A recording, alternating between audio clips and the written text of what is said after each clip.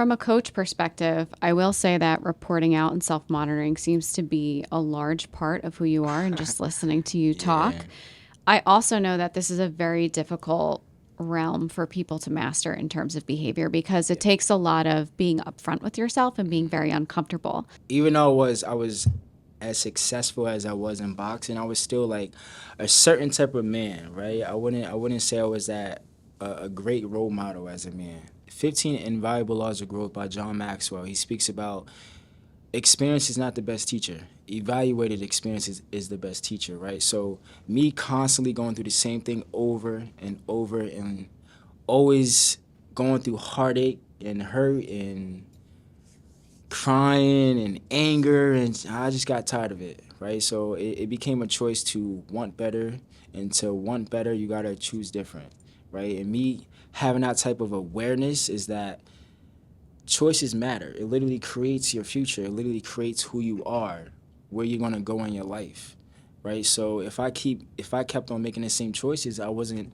going to grow. And me growing up around a certain type of people and living a certain type of lifestyle, I could see where my life was headed, right? So it's like I had to take the driver wheel and just make different choices.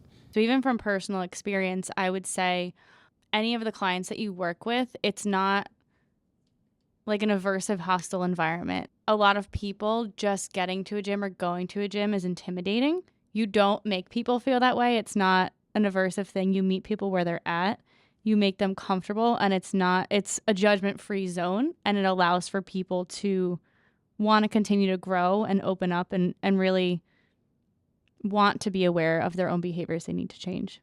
I'm a firm believer that everybody has a gift. Literally everybody. It doesn't matter who you are, what's your skin color, everybody has a gift, right? And until you start to focus on yourself and you really start to love yourself, you're never going to really find out what is your gift, right? So me being a teacher, trainer, coach, everything in between, my a part of my purpose is to remind you or to spark something in you to see your own gifts, right? And then from there, that's when you're gonna find your own superpower. That's when you're gonna find your own sense of confidence. That's where you're gonna find your worthiness, right? And not so much worry about the next person and comparing yourself to the next person, because all your focus is on yourself. So yeah, I love to help people look within themselves. Yeah.